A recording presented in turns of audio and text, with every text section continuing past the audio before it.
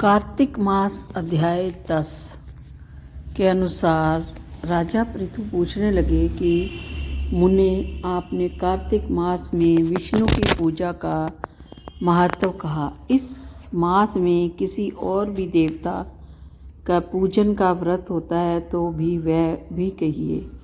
नारद जी कहने लगे कि अश्विनी शुक्ल पक्ष की पूर्णमासी को ब्रह्मा जी का व्रत होता है। कार्तिक कृष्णा चतुर्थी को गणेश जी, अष्टमी व अमावस को भी लक्ष्मी जी का व्रत होता है। कार्तिक में जो कुमारी इस व्रत को करती है उसको सुजोग के पति मिलता है।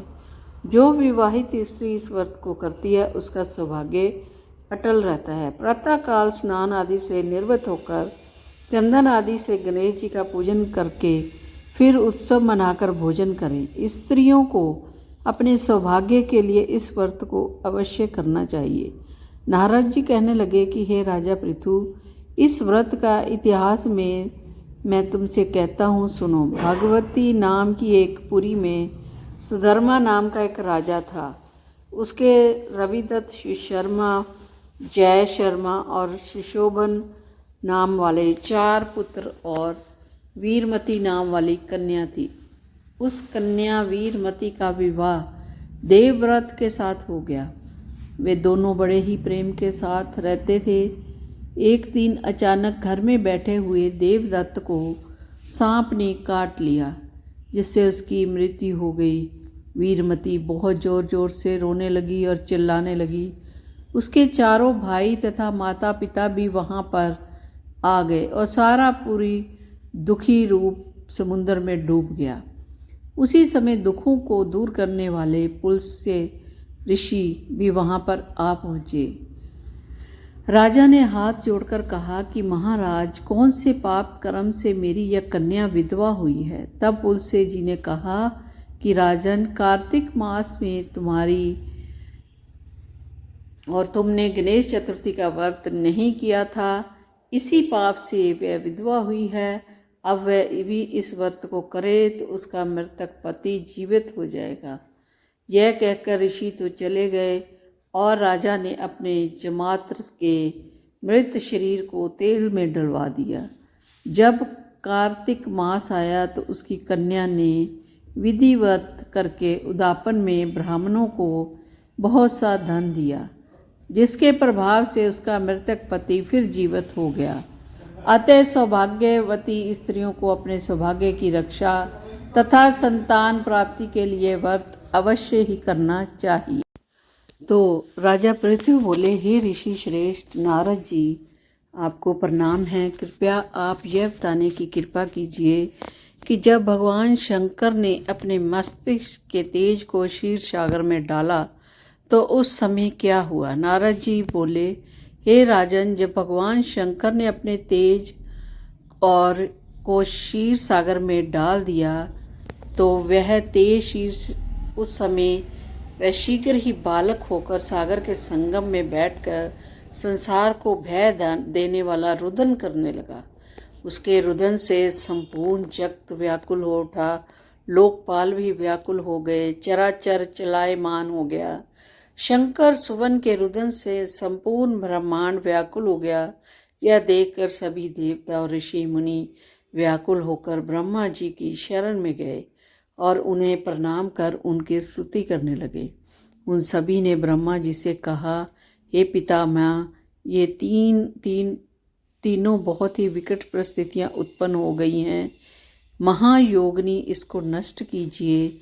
देवताओं के मुख से इस प्रकार सुनकर ब्रह्मा जी सत्यलोक से उतरकर उस बालक को देखने के लिए सागर तट पर आए। सागर ने ब्रह्मा जी को आता देखकर उन्हें प्रणाम किया और बालक को उठाकर उनकी गोद में बैठा दिया। आश्चर्यचकित होते हुए ब्रह्मा जी ने कहा, हे सागर, यह बालक किसका है? शीघ्रतापूर्वक कहो। सागर विनम्रतापूर्वक बोला, प्रभु, यह तो मुझे ज्ञात नहीं है, परंतु मैं इतना अवश्य जानता हूँ कि यह गंगा सागर के संगम पर प्रकट हुआ है। इसलिए हे जगत गुरु, आप इस बालक का जात कर्म आदि संस्कार करके इसका जातक फल बताइए। नारद जी ने राजा पृथु से बोले, सागर ब्रह्मा जी के गले में हाथ डालकर बार बार उसका आकर्षण कर रहा है। फिर तो उसने ब्रह्मा जी का गला इतनी जोर से पकड़ा कि उसे पीड़ होकर ब्रह्मा जी की आंखों से अश्रु टपकने लगे। ब्रह्मा जी ने अपने दोनों हाथों का जोर लगाकर किसी प्रकार सागर से अपना गला छुड़वाया और सागर से कहा, हे सागर सुनो, मैं तुम्हारे इस पुत्र का जातक फल कहता हूँ। मेरे नेत्रों से जो यह जल निकला है वह इसका कारण, इसका नाम जलंधर होगा। उत्पन्न होते ही वह तरना अवस्था को प्राप्त हो गया। इसलिए यह सब शास्त्रों का पारगामी, महापराक्रमी, महावीर, बलशाली, महायोद्धा और रण में विजय प्राप्त करने वाला होगा। यह बालक सभी दैत्यों का अधिपति होगा। यह किसी से भी पराजित न होने वाला तथा भगवान विष्णु को भी जीतने वाला होगा।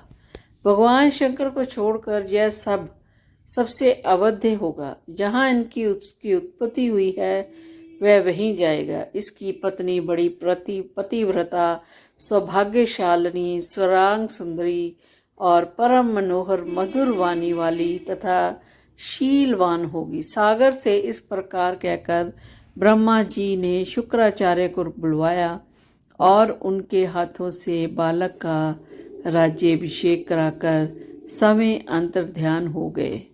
बालक को देखकर सागर की प्रसन्नता की सीमा न रही। वह हर्षित मन से घर आ गया। फिर सागर में उस बालक का लालन पालन कर उसे पुष्ट किया गया। फिर काल नेमी नामक असुर को बुलाकर वृंदा नामक कन्या से विधि पूर्वक उसका विवाह करा दिया गया। उस विवाह में बहुत बड़ा उत्सव हुआ। श्री शुक्राचार्य के प्रभाव से पत्नी सहित जलंधर दैत्यों का राजा हो गया। तो ये थी कार्तिक मास में क्या करें। स्कंद पुराण के अनुसार जिस प्रकार सतयुग युगों में सबसे अच्छा है, जैसे शास्त्रों में वेद सर्वश्रेष्ठ है, जैसे गंगा नदियों में सबसे अच्छी है, वैसे ही कार्तिक महीनों में सबसे अच्छा है। भगवान श्री कृष्ण का सबसे प्रिय है। भगवान श्री कृष्ण कहते हैं, सभी पौधों में पवित्र तुलसी मुझे सबसे प्रिय है। सभी महीनों में कार्तिक महीना मुझे सबसे प्रिय है। सभी तीर्थों में मेरी द्वारका मुझे सबसे प्रिय है। और इस महीने को दामोदर मास के भी नाम से जाना जाता है। तो इस पवित्र महीने में हम क्या करें? 16 माला का जाप करें। हरे कृष्ण कृष्ण कृष्ण हरे हरे, हरे राम राम राम हरे हरे, हरे कृष्ण हरे हरे, हरे राम राम राम हरे हरे। कार्तिक मास में दीपक जलाएं। लाखों जन्मों के पाप पलक झपकते ही नष्ट हो जाते हैं। भले ही कोई मंत्र ना हो, कोई पवित्र कर्म ना हो और कोई पवित्रता ना हो, कार्तिक के महीने में दीपक चढ़ाने से सब कुछ सही हो जाता है। श्रीमद् भागवत गीता या श्री प्रभुपाद की कोई भी पुस्तक प्रतिदिन पढ़ें। मंदिर जाने की कोशिश करें और भक्तों के साथ भगवान को दीप चढ़ाने में भाग लें। मंदिर में देवताओं को जप, गायन, नृत्य और दीपक अर्पित करना हमेशा बहुत प्रसन्न होता है और हमारे दिलों में खुशी लाता है। इस महीने में कोशिश करें कि केवल प्रसाद यानी भगवान को अर्पित किया गया भोजन ही खाएं। अपनी क्षमता के अनुसार गरीबों को दान करें। पवित्र तुलसी के पौधे की पूजा करें।